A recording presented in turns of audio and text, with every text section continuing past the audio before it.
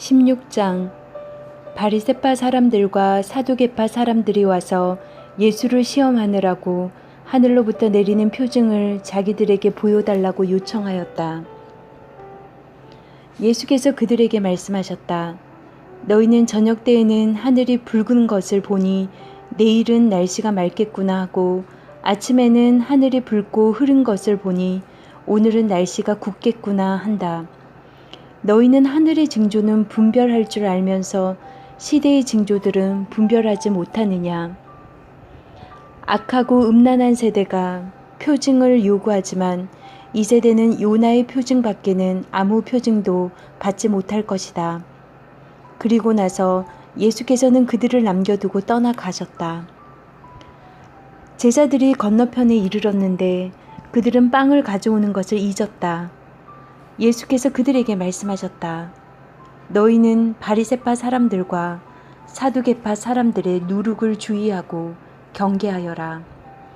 그들은 서로 수군거리며 말하였다. 우리가 빵을 가져오지 않았구나. 예수께서 이것을 아시고 말씀하셨다. 믿음이 적은 사람들아, 어찌하여 너희는 빵이 없다는 것을 두고 서로 수군거리느냐. 너희는 아직도 깨닫지 못하느냐. 5,000명이 먹은 그 빵 5개를 기억하지 못하느냐. 부스러기를 몇 광줄이나 거두었더냐. 또한 4,000명이 먹은 그 빵 7개를 기억하지 못하느냐. 부스러기를 몇 광줄이나 거두었더냐. 내가 빵을 두고 너희에게 말한 것이 아님을 너희는 어찌하여 깨닫지 못하느냐. 바리새파 사람들과 사두개파 사람들의 누룩을 경계하여라.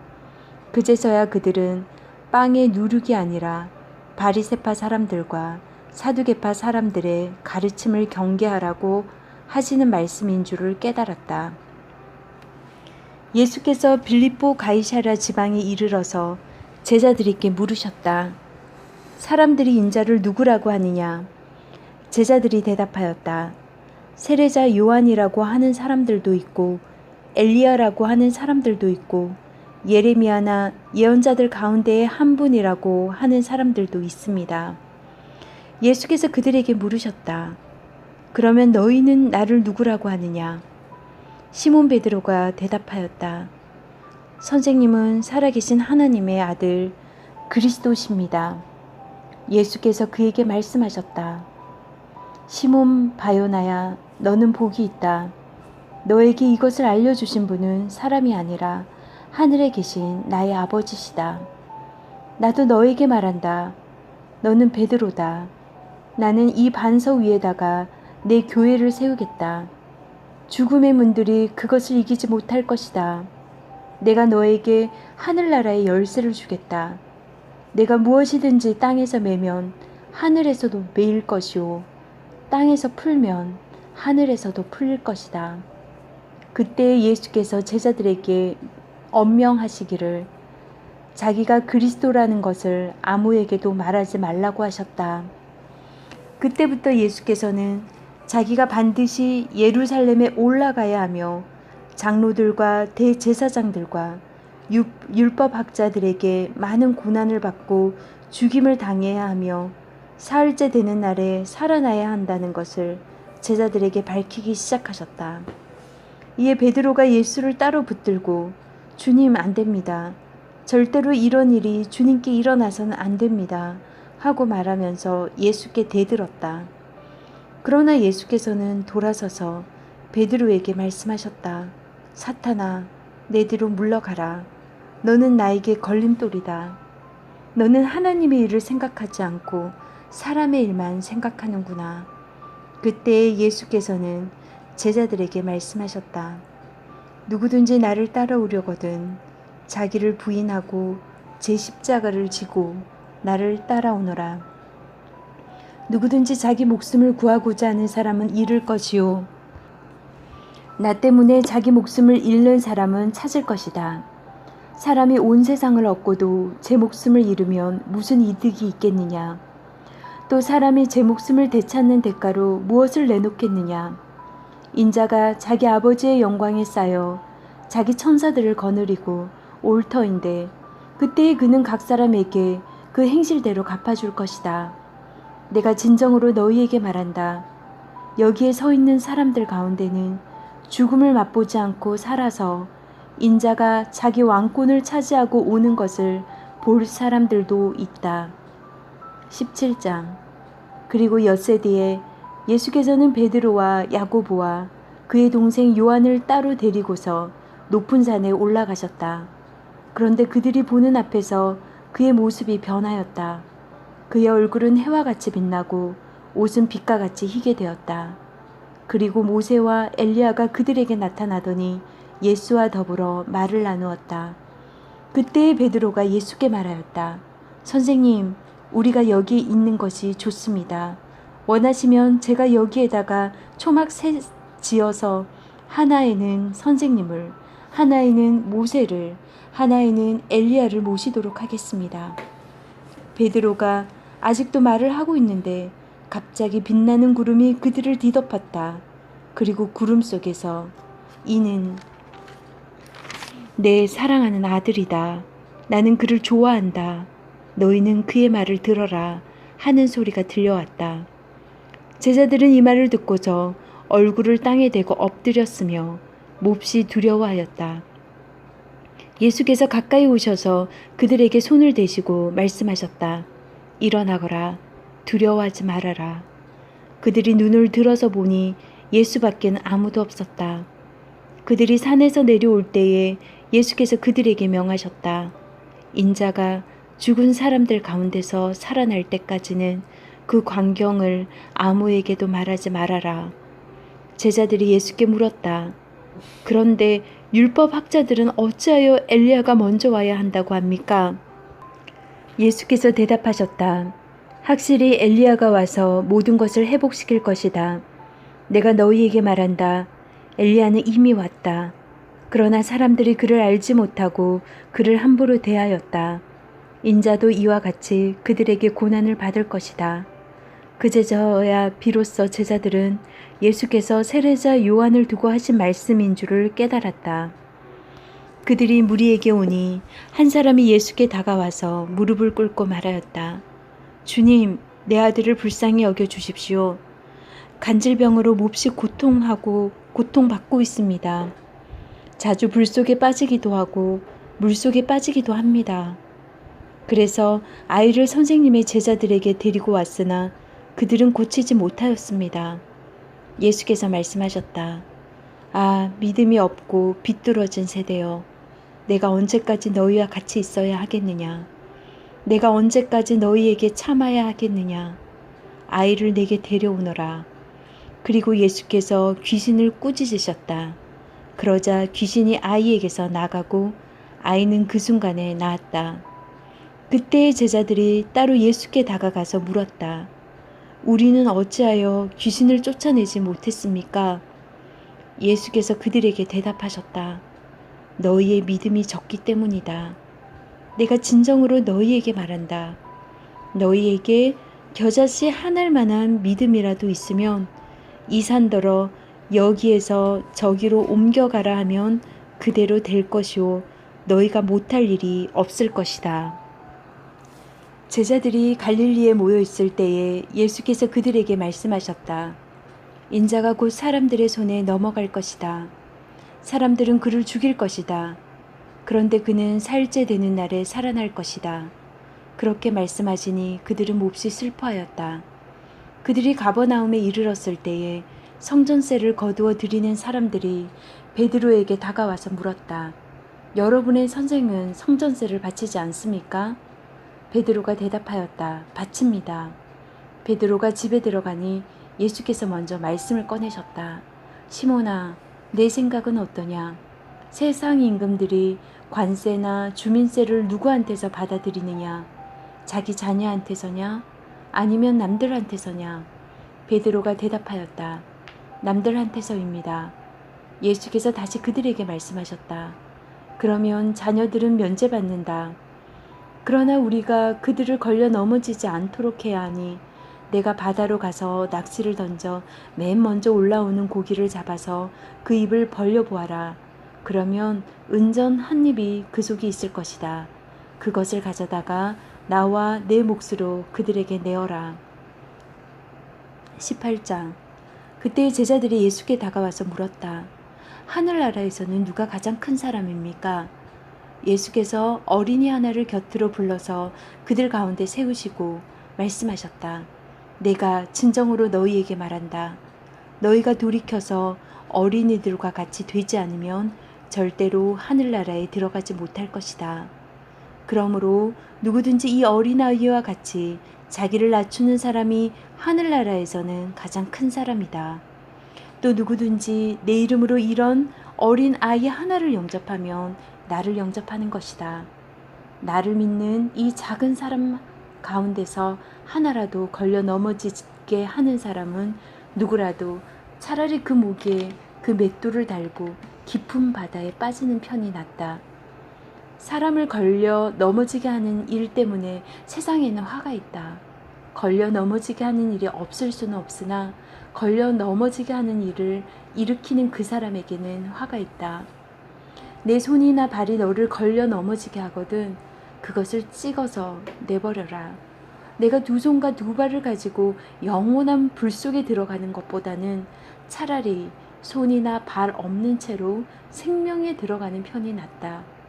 또 내 눈이 너를 걸려 넘어지게 하거든 빼어 버려라. 내가 두 눈을 가지고 불붙는 지옥에 들어가는 것보다는 차라리 한 눈으로 생명에 들어가는 편이 낫다. 너희는 이 작은 사람들 가운데서 한 사람이라도 업신 여기지 않도록 조심하여라. 내가 너희에게 말한다. 하늘에서 그들의 천사들이 하늘에 계신 내 아버지의 얼굴을 늘 보고 있다. 너희는 어떻게 생각하느냐? 어떤 사람에게 양 100마리가 있는데 그 가운데 한 마리가 길을 잃었다고 하면 그는 99마리를 산에다 남겨두고서 길을 잃은 그 양을 찾아 나서지 않겠느냐? 내가 너희에게 말한다. 그가 그 양을 찾으면 길을 잃지 않는 99마리 양보다 오히려 그 한 마리 양을 두고 더 기뻐할 것이다. 이와 같이 이 작은 사람들 가운데서 하나라도 망하는 것은 하늘에 계신 너희 아버지의 뜻이 아니다. 내 형제가 너에게 죄를 짓거든 가서 단둘이 있는 자리에서 그에게 충고하여라. 그가 너의 말을 들으면 너는 그의 형제를 얻을 것이다.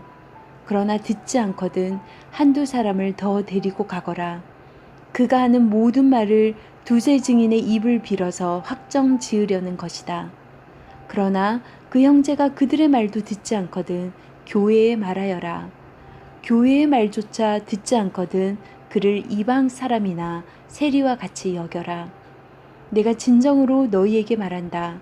무엇이든지 너희가 땅에서 매는 것은 하늘에서도 매일 것이요 땅에서 푸는 것은 하늘에서도 풀릴 것이다. 내가 진정으로 거듭 너희에게 말한다. 땅에서 너희 가운데 두 사람이 합심하여 무슨 일이든지 구하면 하늘에 계신 내 아버지께서 그들에게 이루어 주실 것이다. 두세 사람이 내 이름으로 모여 있는 자리 거기에 내가 그들 가운데 있다. 그때 베드로가 예수께 다가와서 말하였다. 주님, 내 형제가 나에게 자꾸 죄를 지으면 내가 몇 번이나 용서하여 주어야 합니까? 7번까지 하여야 합니까? 예수께서 대답하셨다. 7번만이 아니라 70번을 7번이라도 하여야 한다. 그러므로 하늘나라는 마치 자기 종들과 셈을 가리려고 하는 어떤 왕과 같다. 왕이 셈을 가리기 시작하니 10,000달란트 빚진 종 하나가 왕 앞에 끌려왔다. 그런데 그는 빚을 갚을 돈이 없으므로 주인은 그 종에게 자신과 그 아내와 자녀들과 그 밖에 그가 가진 것을 모두 팔아서 갚으라고 명령하였다. 그랬더니 종이 그 앞에 무릎을 꿇고 참아주십시오. 다 갚겠습니다 하고 애원하였다.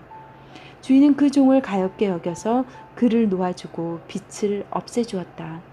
그러나 그 종은 나가서 자기에게 100데나리온 빚진 동료 하나를 만나자 붙들어서 멱살을 잡고 말하기를 내게 빚을 진 것을 갚아라 하였다. 그 동료는 엎드려 간청하였다. 참아주게 내가 갚겠네. 그러나 그는 들어주려 하지 않고 가서 그 동료를 감옥에 집어넣고 빚진 돈을 갚을 때까지 갇혀있게 하였다. 다른 종들이 이 광경을 보고 매우 딱하게 여겨서 가서 주인에게 그 일을 다 일렀다. 그러자 주인이 그 종을 불러다가 놓고 말하였다. 이 악한 종아, 내가 애원하기에 나는 너에게 그 빚을 다 없애주었다. 내가 너를 불쌍히 여긴 것처럼 너도 내 동료를 불쌍히 여겼어야 할 것이 아니냐. 주인이 노하여 그를 형무소 관리에게 넘겨주고 빚진 것을 다 갚을 때까지 가두어 두게 하였다. 너희가 각각 진심으로 자기 형제 자매를 용서해 주지 않으면 나의 하늘 아버지께서도 너희에게 그와 같이 하실 것이다. 19장. 예수께서 이 말씀을 마치시고 갈릴리를 떠나서 요단강 건너편 유대 지방으로 가셨다. 많은 무리가 예수를 따라왔다. 예수께서는 거기서 그들을 고쳐주셨다. 바리새파 사람들이 예수께 다가와서 그를 시험하려고 물었다. 무엇이든지 이유만 있으면 남편이 아내를 버려도 됩니까? 예수께서 대답하셨다. 사람을 창조하신 분이 처음부터 그들을 남자와 여자로 지으셨다는 것과 그리고 그가 말씀하시기를 그러므로 남자는 아버지와 어머니를 떠나서 자기 아내와 합하여서 둘이 한 몸이 될 것이다 하신 것을 너희는 아직 읽어보지 못하였느냐? 그러므로 그들은 이제 둘이 아니라 한 몸이다. 하나님이 짝지어 주신 것을 사람이 갈라 놓아서는 안 된다. 그들이 예수께 말하였다. 그러면 어찌하여 모세는 이혼 증서를 써주고 아내를 버리라고 명령하였습니까? 예수께서 대답하셨다. 모세는 너희의 마음이 완악하기 때문에 아내를 버리는 것을 허락하여 준 것이지 본래부터 그랬던 것은 아니다. 내가 너희에게 말한다. 음행한 까닭이 아닌데도 아내를 버리고 다른 여자에게 장가드는 사람은 누구나 간음하는 것이다. 제자들이 예수께 말하였다. 남편과 아내 사이가 그러하다면 차라리 장가들지 않는 것이 좋겠습니다. 예수께서 그들에게 말씀하셨다. 누구나 다 이 말을 받아들이지는 못한다. 다만 타고난 사람들만이 받아들인다.